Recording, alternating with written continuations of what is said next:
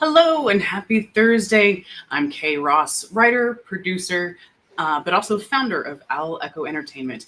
You may also know me as the community manager and the writer's room producer on Stage 32, but you're probably here for something much more different and special because today we're going to be doing a live screening of the short film The Misstep and talking with not just the filmmaker, but also the lead actor and the cinematographer as part of that process. Now, if by chance you were here thinking we're going to do our weekly Biscuits with Bosses podcast, hold on to your hats. We're going to come back again next week. But this week, we really wanted to focus on this particular filmmaker and the filmmaking process. Now, sponsored today, of course, is Story Math. Story Math is the fastest way to get to the heart of your story. And if by chance you have a feature, you have a series, even a book that you're trying to get to the heart of that story, let us know. We have some workshops coming up in lieu of the book Story Math. So come on down. We would love for you to be part of our workshop.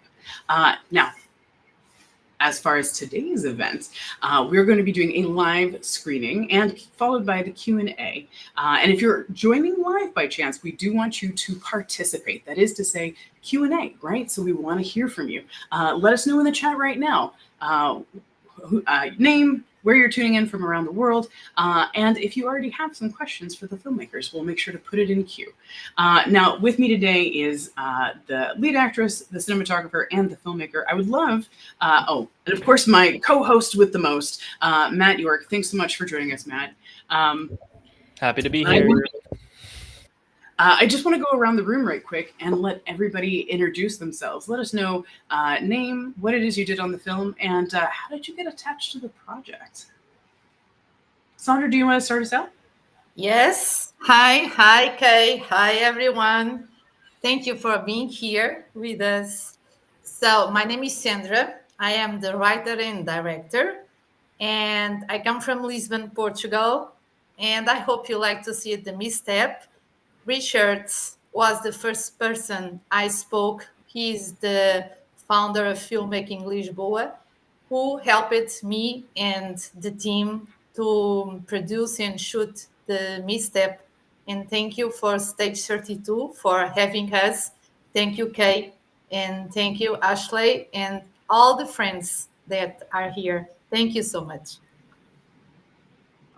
And actually, now that you mentioned Stage 32, I just want to make sure that you guys have the opportunity to not just network with everybody who's here live on the chat, but also with everybody that's here as part of the panel.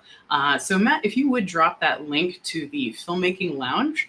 Sandra already started a post there, a thread. So anybody who's here, you're able to actually interact with everybody who's going to be on the panel. Thanks for that, Sandra, and agreed. Shout out to Stage 32 for making this happen. Joanna, do you want to get us started? Let us know a little bit about you and how you found out about the project. Hi, everyone. So happy to be here today. My name is Joanna Raio. I'm originally Portuguese. I lived in the UK for 12 years. That's also where I studied. And 7 years ago, I moved back to Portugal. In 2018, that's where I met Richard, and I've done a couple of short films with him and been also working in theatre as a voiceover actress and a bit of in TV. And also that's how I found out about the project, about Sandra's short, and I play Claire. Thank you. Thanks for joining us. And I love that you had already known Richard ahead of time, because I feel like that happens with so many projects, right? Like we met on this other thing, we got along really well. Let me know if anything else is in the works. So how cool that you got a chance to work together again. I feel like that's a perfect segue. Richard, congratulations on being cinematographer of The Misstep. Let's know a little bit about you and how you found out about the project. Yes, so Sandra contacted me that she had this script, and it looked amazing. So we got together and made the production very, very quickly, actually. And my background is I started off in the UK, so I was in the UK film industry for many years, and then I decided to go into cinematography. So I studied in America. So I studied with global cinematography. And Miranda was one of my teachers before he became big. So he went on to Top Gun 2 and some other big films. And then I came back to Portugal, set up Filmmaking Lisboa, and it's been going for 6 years, I think, now. And we've got about 2,000 people and about 50 different departments in that group. And we're just starting to do feature films now, so watch this space, hopefully. Yeah, man, that's really exciting. Which we should get a link for Filmmaking Lisboa, just so that everybody can check that out as well. I'm all about the promotion, man. Like, if you mention it, we got to get the link for it. Link to what? I'm sorry. Filmmaking Lisboa, right? Yeah. Mm-hmm. Filmmaking Lisboa. Thanks for that, Matt. Appreciate you, man. All right, guys, hold on to your hats because we are going to be screening the short film, The Misstep. And just a heads up, if you are attending live, you're actually going to be able to see it. If by chance you're watching this recorded, we won't be able to keep the film as part of the recording, just so that the film can continue through the film festival circuit without interference. So hang on to your hats, because we're going to be diving in. Now, Sandra, just because this is your baby, this is your film, is there anything you want your audience to know before we dive in?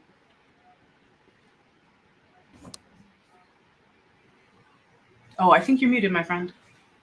Yes, Kay, thank you. Yes, I just want to hope that everybody enjoy. And what I want, the message, the statement I want to share with our film is that I have been always drawn to stories that thread the fragile line between reality and perception, where the chaos within the mind mirrors the world around us. This film was born from a desire to explore the inner labyrinth of ADHD through a cinematic lens that both gripping and personal. Rather than explain, I want to evoke, to trust that feeling can just be as powerful as logic. I hope you enjoy the misstep. What a wonderful introduction. All right, we're all going to mute and switch over to the screening. Everybody in the audience, hang on to your butts. We want to hear those questions, but first, the screening of the Misstep.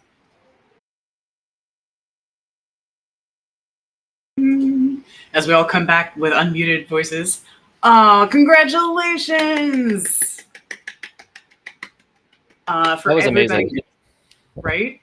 And just confirming, Sandra, that was your first ever directorial debut as a filmmaker, right? Sorry, I've forcibly muted you all. Here we go. There you go. Yes. One more time. Yes, it's my first directorial debut, and everything we done in 5 weeks. Wow. Wow. It was, but the first time I met Richard for a coffee, because a friend of us, Samita from the Filmmaking Club Lisboa, connected us. So, and we went for coffee, and I asked Richard, "Hey, I have this script, this story. I want to direct, but I want in a cinematic way and good sound. I want a good short." And I share with him the story, and I was asking him help for a cinematographer who can work with me. And my surprise was when he said to me, "I do it for you." And I said, because Richard for me is the number one. So when I was there asking him help, and he said, "No, I will do it for you, with you." So it was the biggest present. So from that point, we made the first rehearsal, both of us. I told him I don't know what to do because I never direct anything. But at the end, okay, I found that directing, it's in my veins. Yay. Oh, I love it when women say that. It's true. I feel full disclosure, I'm a big supporter of female filmmakers. Now the cat's out of the bag. but also that, I think there's this mentality sometimes that you have to go to film school, right? Or you have to eat, sleep, and breathe nothing but films in order to even earn that position. And the truth is, you just have to have a vision. And I'm so glad that you let that vision lead you to this project. So I'm curious if there is, because you mentioned before we started that there was an intention behind the film, but was there any real life inspiration, or maybe someone you were making it for that you were like, I really want you to see this? I am the inspiration. I am a distracted person myself. I think it's from their distraction where my creativity arrives. But then I have another logical side that it's very trained during my life, where I am a very strategic person. So I create strategies to when I am distracted, I can be rooted. So I wanted to share that with the misstep, that at the end, all of us, we have this ability to re-educate our mind Mm, and to use some tricks that we can, be rooted and don't allow the distraction or other mental issues to drive us to another place. yeah. So that is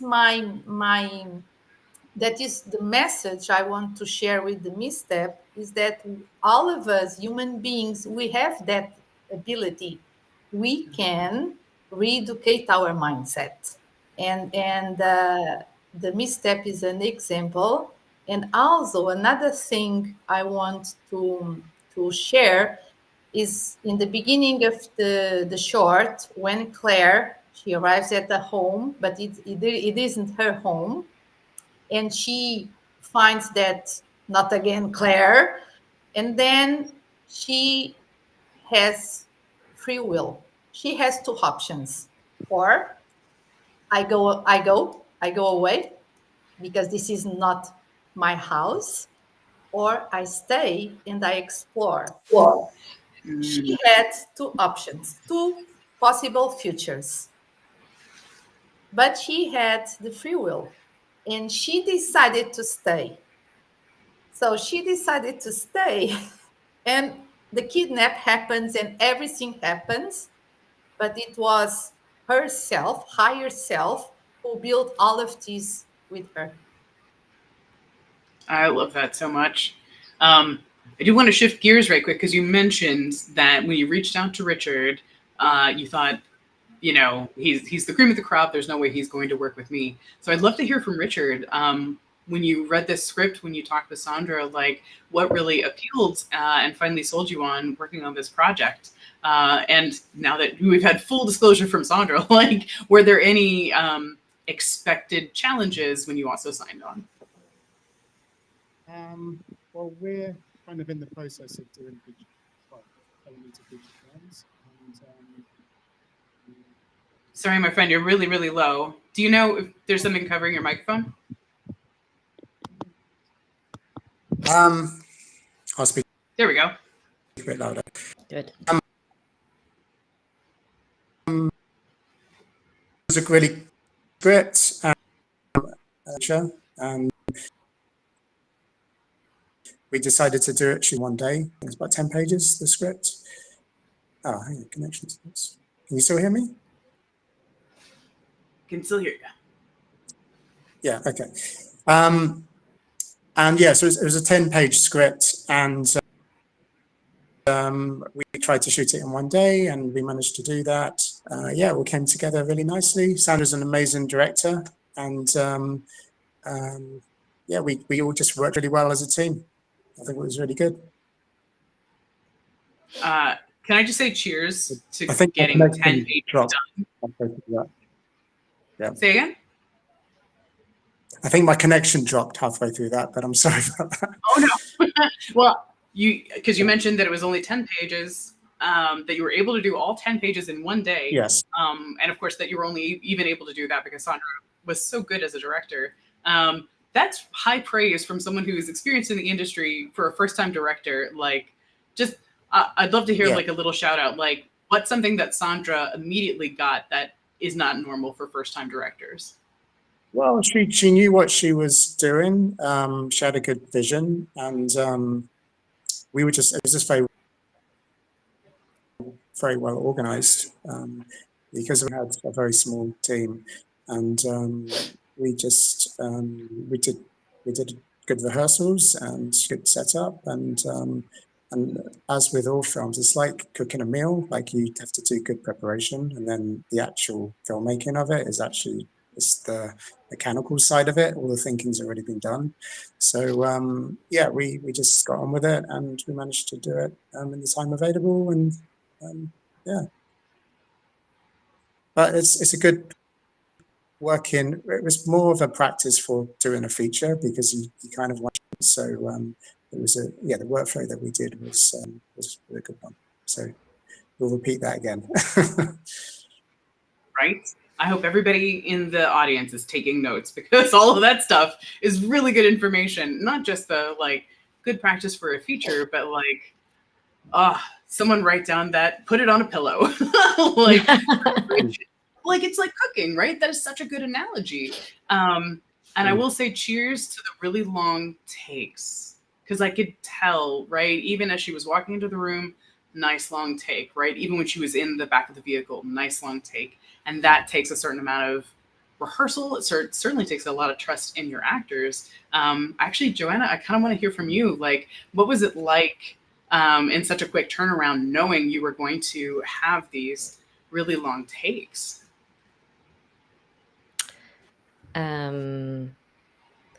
Well, it was definitely a challenge, and to me, and this is what I do with any script, and even in theater. If I understand why the character is doing what she's doing, what's the thought process behind each line, and also behind each movement. So I'm doing this, and then I do this because I'm thinking this.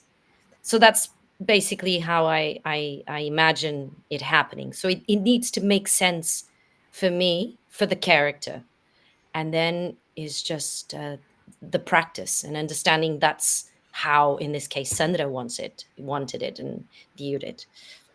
Yeah. Yeah, that makes a lot of sense, especially when the longer you're kind of in character. So back us up a little. Let us know, like, how did you meet Sandra? And then those first days of like reading the script and meeting her, like what really sold you on being part of this project? So first I got a text from Richard. Joanna, there's this filmmaker that wants to do a project, and I've told her about you. So I said, yes, let's go. Let's have coffee. And I remember we had coffee in Lisboa, and I remember feeling so engaged as Sandra was telling me how she viewed the short. And she was like, and then she gets in the car, and then she gets pulled through and pulled out of the car. And I was like down the rabbit hole with her kind of way. And then I felt a really good, I felt like we had rapport from the very beginning, and I trusted her vision. And I was really interested, and I said, you can count on me. Aw, oh, I love that so much. For the record, I have also fallen in creative love with Sandra. She's just an amazing person, and it just shines through everything else she does. So I'm so glad the rest of you have had a chance to enjoy her light as well. Now, for everybody who is live and here, more than likely you're probably also in the filmmaking industry, or if you're not and you're interested in being in the film industry, this is the time to ask those questions, and we want to hear from you. But leading into those questions, because Matt, I know you're curating, I always ask this. Anytime I'm the MC at a film festival and I have the pleasure of talking with fellow filmmakers, I have to know, what was your biggest challenge? And how did you overcome it? And just, Joanna, since you were on the last one up, we're going to work our way backwards. Joanna, what would you say your biggest challenge on this project was, and how did you overcome it? Definitely the adjusting the movements within the frames that I had, and make them clear and plausible. But I have to say that the scene where Claire meets a clone, that was the first time I kind of like acted with myself, so to speak. That was the last scene we shot, and it was about like almost 3 o'clock in the morning. And the other lines that I had, I can do what I'm thinking about what to say, like I'm doing right now in this life. But that clone had, I envisioned her, and Sandra and I envisioned her like speaking peacefully, but in a very sort of systematic way. And I was so tired by then to say those lines. And I was like, okay, Shrine, I just need to focus now and deliver that. So that was definitely challenging for me, that moment. You know what, though? You nailed it. I particularly appreciated that you like brought forth your British training, because it was very clear that that clone self was that kind of British, like you said, kind of right mainframe sounding, very very articulate, right?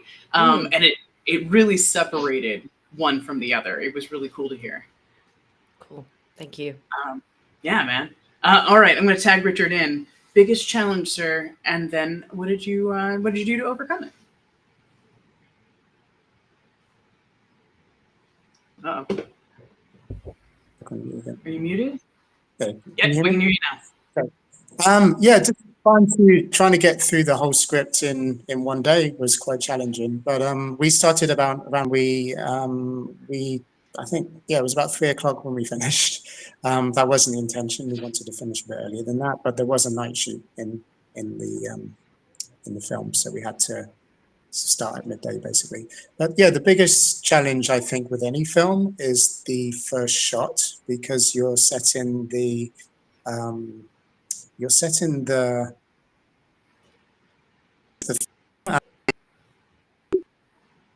yeah, it's like you're just in the first imprint, and yeah, it just takes, I think you have what it takes in the first shot, because you're just trying to get things rolling smoothly, and then you pick up speed. So by the time we got to the night shoots, we were in flow and working really well then. And yeah, it was just effortless then. But I think it's the first couple of hours that are difficult. I think it's just getting used to each other and how things. Yeah, that's yeah, absolutely. Did everyone notice that he didn't say anything about filming at night being difficult? But most filmmakers know that the most expensive time you can film is outdoors at night. So well, I love that you're like, yeah, that's no big deal. Although we're going to come back around to that one shot that people were talking about, where she's looking through the holes, because I want to hear about that. Yeah. But finally, and certainly last but not least, Sandra, what would you say your biggest challenge was, and how did you overcome it? Well, that's it. The $1 million questions. So my first challenge was to have the right education, first to write and after to direct. Stage 32 has been an amazing community where I had my education programs and my script consultings and the webcast about production, and to be in the lounge of filmmaking, directing, producing, writer's room, helped me to have the knowledge for this first step. So first, we need to learn. And I did that, and I do that through stage 32. Second, my biggest challenge was Richard asked me, hey, Sandra, we need a shot deck and a shot list. And that was a problem because I never did a shot list or a shot deck. So I asked him how I do that. And he told me, hey, you have this platform, shot deck, and then you do it. So I went there, and of course, I did the breakdown I use Caltex, as I wrote in my blog on Stage 32. I use Caltex as my screenwriting program. So I break down all the script, and I knew it in my mindset. I had all the film in my mindset. So I went to Shot Deck and I went to look for other TV shows, other films that they have the same light I wanted for my short. I am a big fan of a TV show, The Killing Eve, with Jodie Comer and Sandra Ho, and I love the light they use on the first season. So I inspired that, and I built my shot deck. Now the shot list. I am not a designer, so how I go to reproduce for my team, Claire. So I use artificial intelligence. I went to Gemini and I built the prompts I needed. And I said to the Gemini, hey, can you design a photo with this a woman being kidnapped and two guys, you know. And then the Gemini, he did it that. And what surprised me is that I kept in all my shot list the same female character. The hair, the face, the clothes, the program did the same character in all the frames. So I built it. Of course, it's not a professional. It's on my way. But Richard said, Sandra, this is great. So you did a good job. So, when I don't have the education to do that, I am a person that I go to research and I try to do it and I do it. Can't be the best, but it's what I know how to do it and I do it. I don't give up. And at the end, both challenge, we use it a lot. And Richard, because he's the master for me, and he said they are perfect. And Joanna also use it and they are good for our job. And I think it helped a lot. So for me, directing was super fun. We had a crew of 8 people. We were 8 people. We only had one camera, Richard's camera. He uses the camera here, and he records with the camera. And we had my co-producer, Carolina Afonso. We had a gaffer. We had a light man. We had Joanna, me, Richard, the hair and makeup, and the most important person on the team was the food production.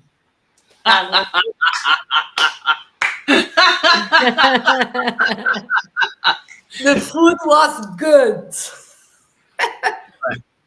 That's all. That's the best thing you can ask for, really. Like, I don't care if you're paying me. I don't care how long it takes. I just need to know that when I stop for lunch, that shit is hot and tasty. Yes. Yes. That's great.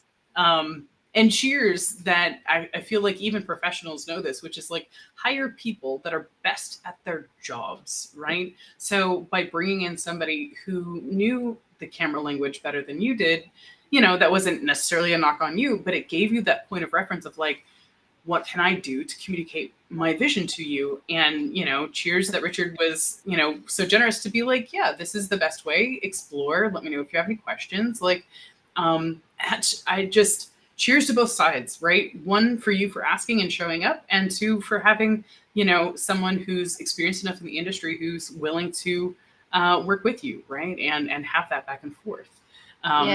Yes, Richard, he understood my vision. I was able to share with him and with Joanna what I wanted. And both of them, they kept my vision. and that tells me when we were shooting, the shooting, of course, in the beginning, like Richard said, was a little bit okay. The first takes we are cold in that time, but then when we warm up, it was perfect. It was like this. So they were able to read me, and the script is good. It's not because it's my script, but it was it is good.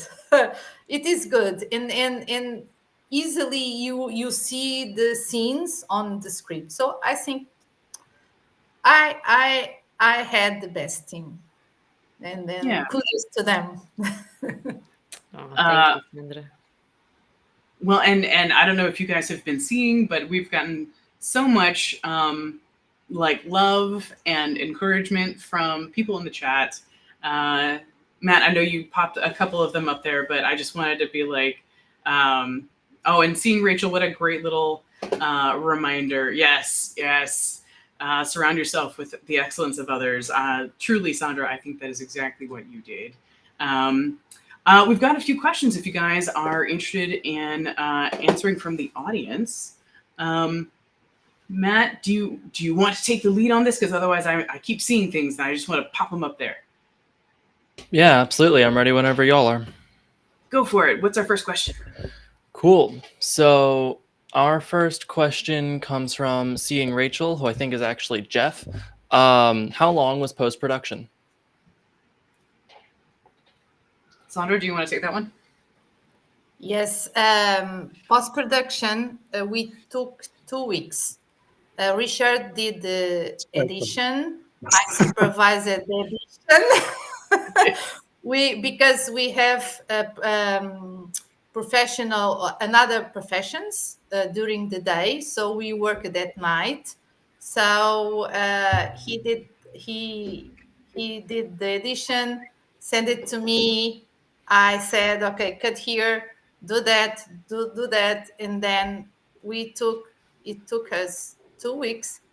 And I have something fun to share because it's my first time. And he asked me, hey, what music do you want on the film? And I never thought about that. And I said to him, anything you want. Because I didn't know. So he told me, okay, I have some sounds we can use.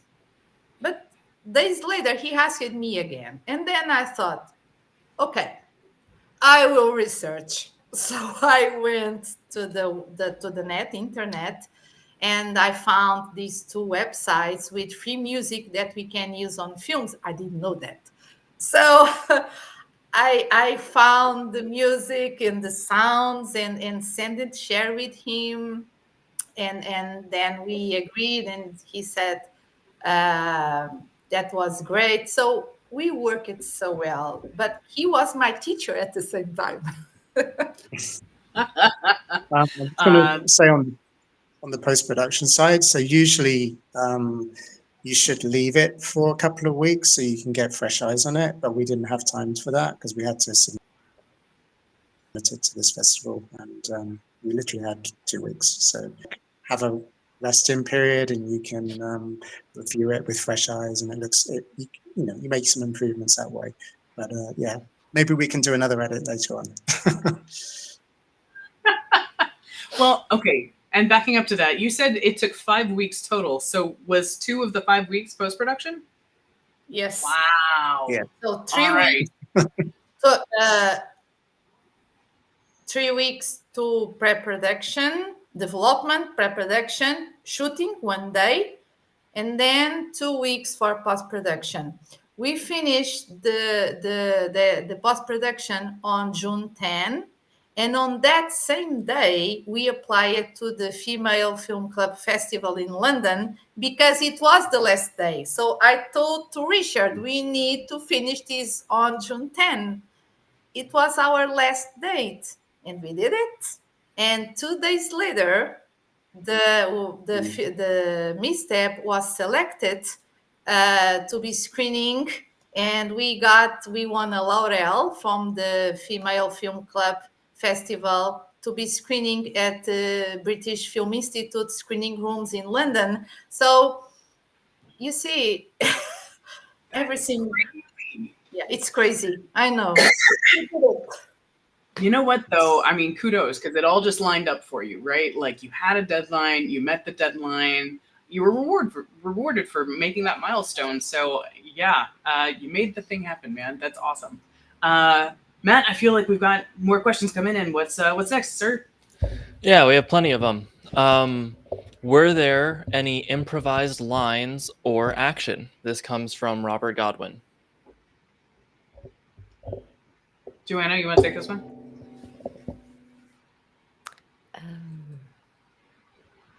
Not that I can think of right now. Probably there was, but I can't quite remember. Yes, Sandra is like, yes, you did improvise. Definitely some actions as well in between potentially transitions. It's interesting that when you improvise, I guess you're in the moment and you don't realize. Sandra probably that's why she's like, yes, she did. Sandra, I feel like you want to out her. How did she change your script? What changed? No, but she improvised it. And that is something that I want to share, especially for screenwriters, that the script that we use on production, when we shoot and the final script, it's different. The final version is different, because I remember Joanna, because we shoot in one day. There was a scene when she's inside the car and she's wrapped up in everything. She has there some lines to say. It's a VO. Oh. And we did that take, but didn't sound good. And then we take off and she improvised it. That take, it was her creativity. She did everything she wanted inside the car. And there was other lines that she changed a little bit, but only me. I am the only one who knows that because I wrote the script. But it's good because it gives you freedom to the actor. And I love when she is playing the clown and she does this. This is us. And I love it, that because she's an amazing actor, female actor, and she's the best. Thank you for that. Thank you. I had wondered, actually. That motion felt really intentional. So the fact that was something that you added, Joanna, I think that's really special. Like, that's like your, like a wink and a smile, right? It's your little signature added to that script. Thank you. Yeah, man. It's also good to work with a director. Sorry, Kate. Good to work with a director that you feel like you can bring ideas to the table and that she trusts you and you can trust them back. It's not always, so it's really cool when that happens. Yeah, man. I do want to, just as a quick time check for everybody who is here and live, by the way, everybody who is here on this panel is also going to be in the Filmmaking Lounge on stage 32. Sandra was kind enough to start a conversation, a thread there. So if by chance we don't get to any of your questions live, you can still not just ask your questions, but you can network with everybody here. So we're going to leave that little link over there in the chat for you to make sure that you can still connect with everybody, because I'm a big fan of networking at the same time as learning. That being said, let's see if we can get through a few more questions. Matt, what else you got for us? Yeah, absolutely. So I think maybe Richard would be able to help answer this one. Oh, and now I've lost it. There it is. Okay. So from Sebastian Todores, apologies if I pronounced that wrong, for lighting palettes, could you speak to how they were developed? And then we can ask the second question to Joanna in a bit. Was there time for rehearsal, and what did that look like? But Richard, do you have something for this? So on the lighting palette, on the look of the film, we had Sandra's screen grabs that she had. So she had some concept images of how she wanted it to be filmed. And we used ARRI sky panels. We used aperture lights, various different ones, and that was it mainly. We had some portable lights as well for the car. The camera. Do you want to know about the camera, or not too much? Sure. I'll leave yeah. that Well, what camera did you use? So I used a Kinefinity Mavo Edge. So it's kind of a Chinese red camera. Kind of looks like it has an ARRI LUT to it. So it has kind of like, it tries to follow the ARRI log curve. And then I used DZO film Vespid lenses. So that was and I also used a Tachyna Vista lens as well. So we're mostly using 16 and 50 and then we cropped in as well. So it's kind of between 50 and 100 as well. Now I'm curious, just because I find a lot of cinematographers, when they do their lighting design, have a hand in the coloring as well. Were you part of like the decision making when it comes to coloring? Well, we did it in camera. So Sandra had a light color that she wanted. So instead of it being natural and going into the color grade and do it, we did it all in camera. And then I actually didn't do any color grading. Like, it was perfect when you came in. Very little, just bringing down the highlights a little bit, but it looked exactly how we filmed it. And that's the way to go, I think, is if you can get it in camera, that's great. Yeah, that's about it, really. I mean, if we had more time, we could have done more, but we didn't have that much time, so we did the best we could. I think you did great. some of the shots were a little bit rushed, especially at the beginning, but yeah, I think we had more time. If we could have redone them or done more takes. Yeah. No, I think you did great, and I think that's a really great note about, being able to adjust color, like, in camera, because I think so many people do separate that between production and post-production. So again, take all the notes, guys. That was amazing. Yeah, we did it with the lights and the camera. And then Joanna, do you want to take the lead on the rehearsal process? How much time did you have to rehearse, and what did that look like? So we met in an afternoon to look at the trajectory from the car into the park, and just for a couple of hours to look at definitely Sandra and Richard in terms of shots, but that was really helpful for me to understand the movement that I had to do and get it in my head, and that obviously is helpful when we are about to shoot. It makes the time more economical. But other than that, it was during the day of the shooting, whilst Richard was setting up the light and the camera. Sandra and I would have a conversation. I'd run through the movements, the lines. She would give me some feedback, and let's go. So it was very much like that. I love that there was no obsession, because I think sometimes there is that instinct for directors to, much like writers, right? You want to try and perfect every little thing instead of like follow your instinct. And so I love just that story of back and forth of like, I saw it, I gave notes, I saw it again, it was great, let's move. Like, let's not dwell. That's so amazing. All right, Matt, who's next on the question docket? Sure. So next up from Filton O, we have Sandra. Did you use any storyboards for this? Yes, I did a mood board. More than a storyboard. I did a mood board because I wanted to show Richard and Joanna the environment I wanted, and also the moods for each scene, because it is a thriller, and it's my first time to write a thriller.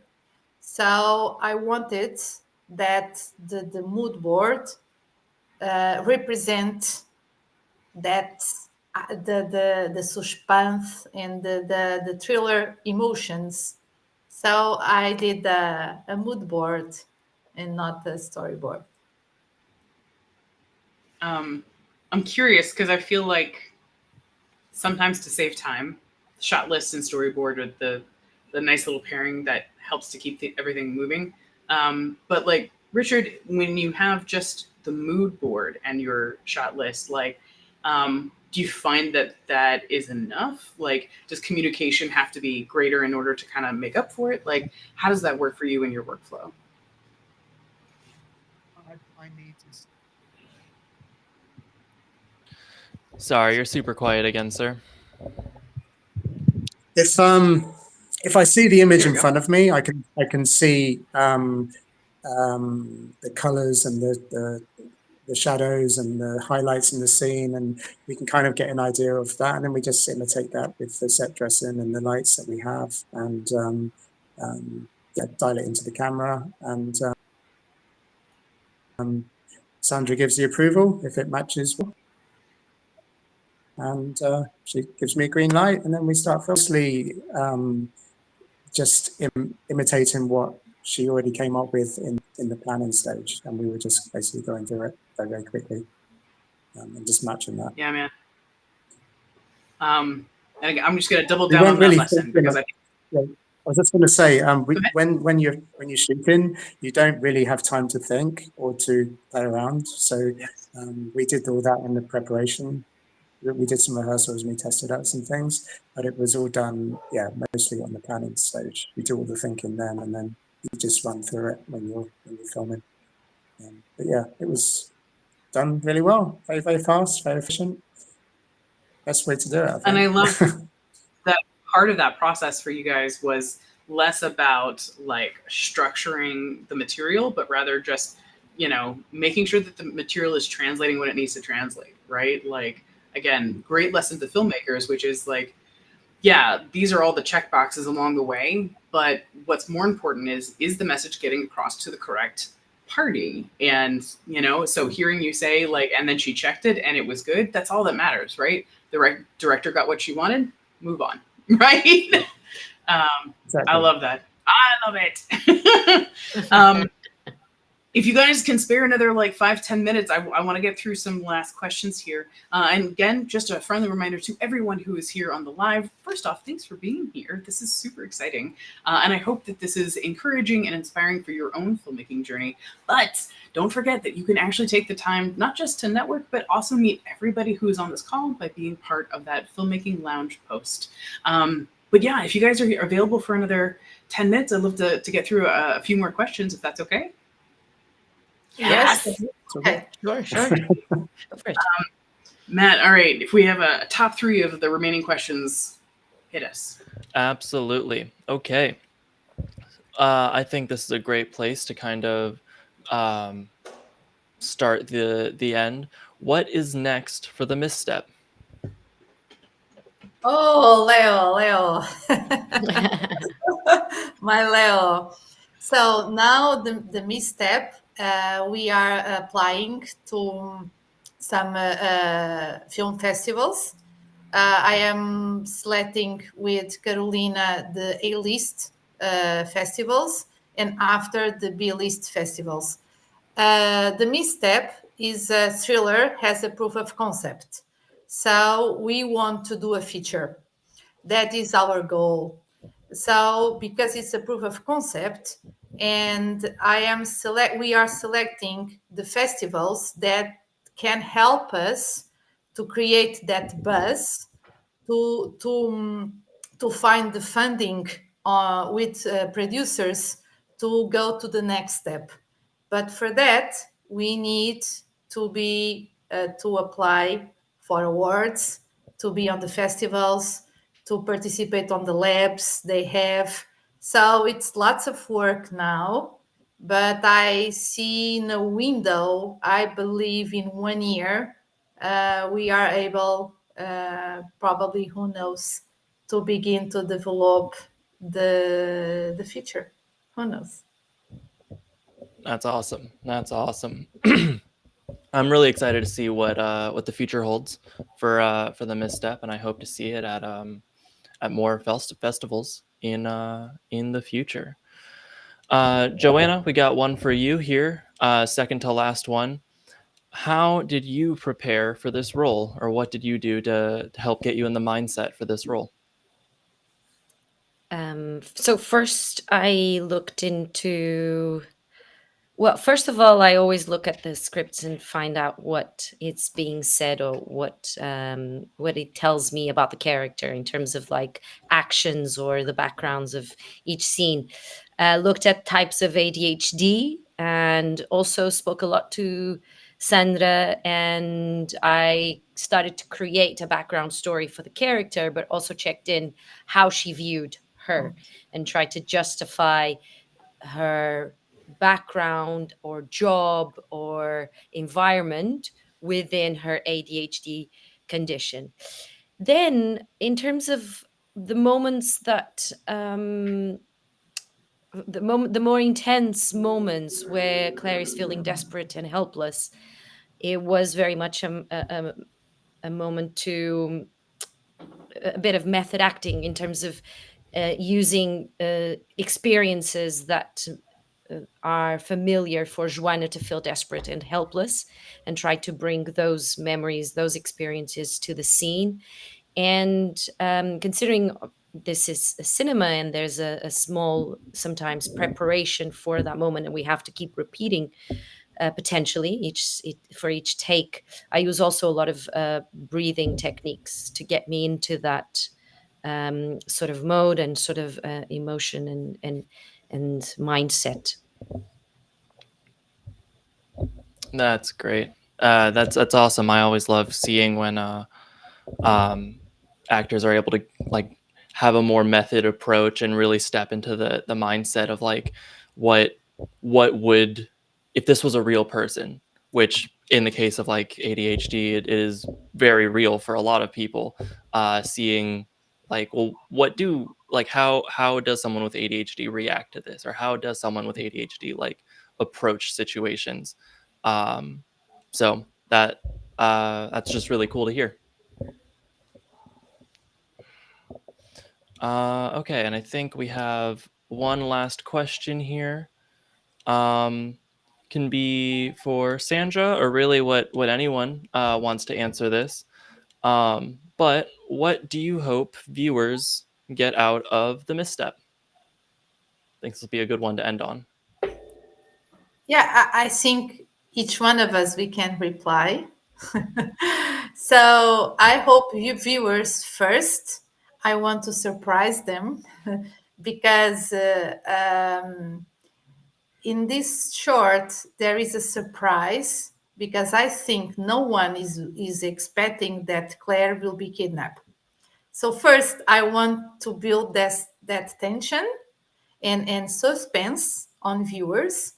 And when they finish the short, I want to evoke emotions and not logical. I want them to feel. And I want them to feel that, okay, this is a dream or this is reality. This can happen in my life, or this is not possible to be real.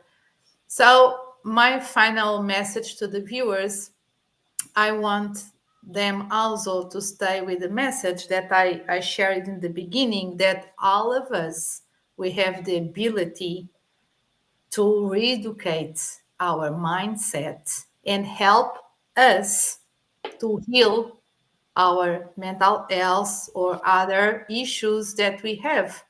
We are the biggest healers ourselves. We have everything inside us.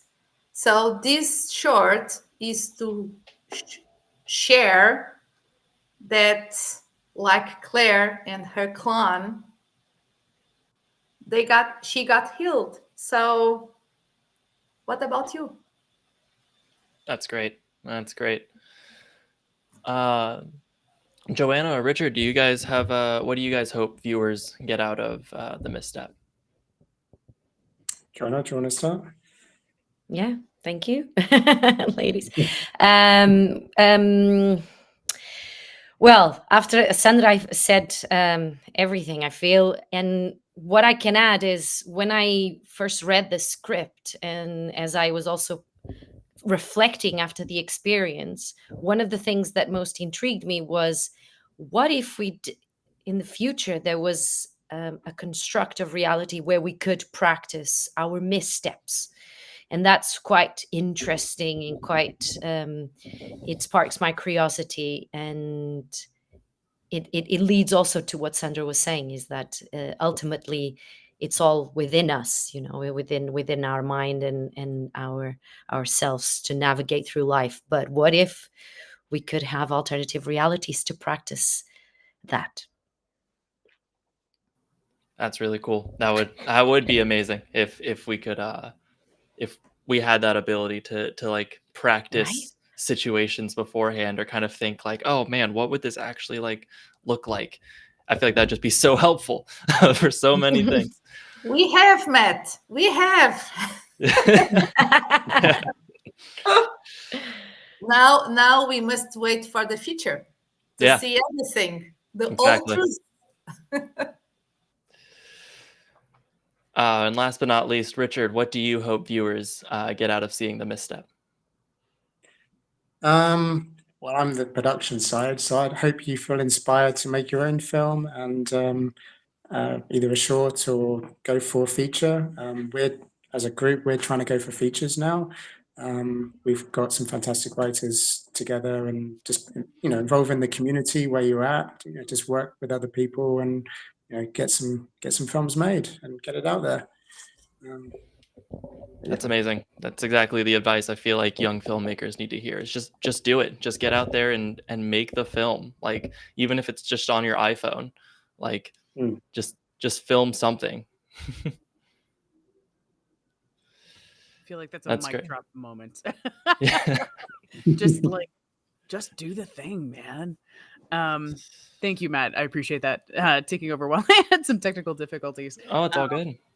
And I just want to say thank you for each of you taking the time to be here and expanding on your process and sharing a little bit about what's in your heart and what's in your head, because I think that's part of not just what's going to get us through all the little hurdles that are true in the filmmaking industry, but that is certainly the MO of Stage 32, right? That community is really the basis for all of us continuing to move forward in our respective journeys, creative journeys. So thanks for sharing. It's incredibly generous of you. Now, for everybody who is here live, I would love for you to like, subscribe, because we host events just like this every week. Sometimes it's the Biscuits with Bosses podcast. But if you have a project and you would like to do something similar, this is Filmmaker Club month. So I will happily discuss with you whether or not we can do another live screening. This was great. So I'd love to help support more filmmakers. Now, of course, if you want to continue to support this film, I would highly recommend jumping in on that Filmmaking Lounge post, not just so you can network with everybody on the team, but so that you can meet everybody who is part of this call. And of course, if you're in your own production right now and you need help finding the heart of your story, I will happily help you as part of Al Echo, and certainly as part of Story Math, which is the fastest way to find the heart of your story. And I'll leave that link to the link tree over there in the chat for you so that you can join us. Thanks, guys. This has been really great. Sandra, any other, because I feel like the Filmmaking Lounge is the basic call to action, but anything else that people should know before we depart? Ways to find you, ways to continue supporting this project. Yes. First on Stage 32, because Stage 32 is my home, is my community. I want to send a big hug to Ashley Smith, because she's amazing. She is the head of the community, and she's amazing. And thanks to her, thanks to UK also. And you can find the Misstep at the Instagram. It's at the Misstep film. It's easy. We go to share there our festival's journey, and we have some behind the scenes that we go to share shortly. And you can also find me on Instagram. You can follow on EMDB. And that's all. The short won't be available for everyone because of a rule from the festivals, but we are here. And any other questions you have, me, Joanna, Richard, we are on stage 32 members. So jump in and Yep. anything you need. We are here for you. Thank you. Thank you, Leo, Maurice, Jeff, all of my friends. Thank you for everyone who came. Thank you. Thank you, Sandra. And thank you, Joanna. Thank you, Richard. Thank you, Matt, for being here. I will see you all in the filmmaking lounge. I will certainly see you on stage 32. And I'll see you next week for the next Biscuits with Bosses. Bye, guys.